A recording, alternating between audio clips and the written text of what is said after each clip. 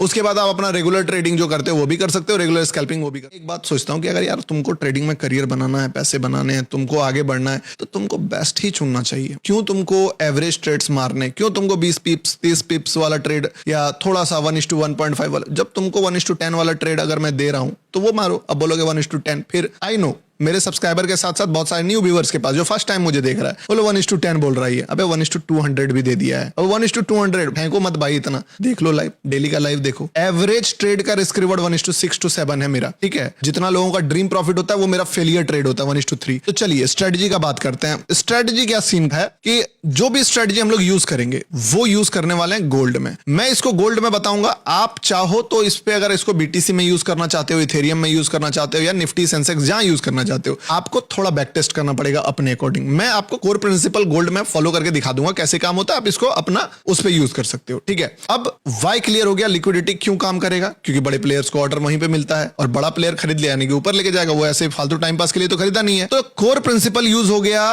Plus liquidity concept समझ गए। अब इंस्ट्रूमेंट क्लियर हो गया गोल्ड। दूसरा चीज, एंट्री कहां बनेगा। देखो एक बात समझना, जब मैंने बोला कि लिक्विडिटी, तो लिक्विडिटी बहुत सारे जगह पे होता है। तो अगर मैं मान लो ये गोल्ड का चार्ट खोलूं तो यहाँ पे मल्टीपल जगह पे लिक्विडिटी। आप बोलोगे गौतम भाई लिक्विडिटी तो यहाँ पे भी है, the thing is yes bro, यहाँ पे भी है लिक्विडिटी, तो यहाँ पे भी है, the answer is yes, liquidity तो यहाँ पे भी है। पर आप अगर एवरेज ट्रेड्स लेना चाहते हो, मल्टीपल ट्रेड्स लेना चाहते हो, it's upon two you, but मैं आपको बेस्ट वाला बताता हूँ। देखो हर जगह लिक्विडिटी है, 1 वीक में भी है, 1 डे में भी है, 1 मंथ में भी है, 1 मिनट में भी है, 5 मिनट में भी है। जितना छोटा टाइम फ्रेम का लिक्विडिटी उतना ज्यादा कंफ्यूजन। सबसे बेस्ट क्या है जो मैं बता रहा हूं आपको, एक 1 डे का टाइम फ्रेम चूज करो। अब जैसे ही तुम 1 डे का टाइम फ्रेम चूज करोगे, मैं डिलीट कर देता हूं, एक काम करता हूं ना, हाँ डिलीट ही कर देता हूं सारा चीज, ठीक है। 1 डे का टाइम फ्रेम यूज करोगे, तुम्हारा चार्ट कुछ ऐसा दिखेगा गोल्ड पे। टाइम फ्रेम यूज हो गया, पहला गोल्ड, दूसरा 1 डे टाइम फ्रेम। अब ये चीज जो तुम 1 day EF 1 day time frame, अब 1 डे टाइम फ्रेम आपने चूज कर लिया। अब आपको क्या करना है कि जो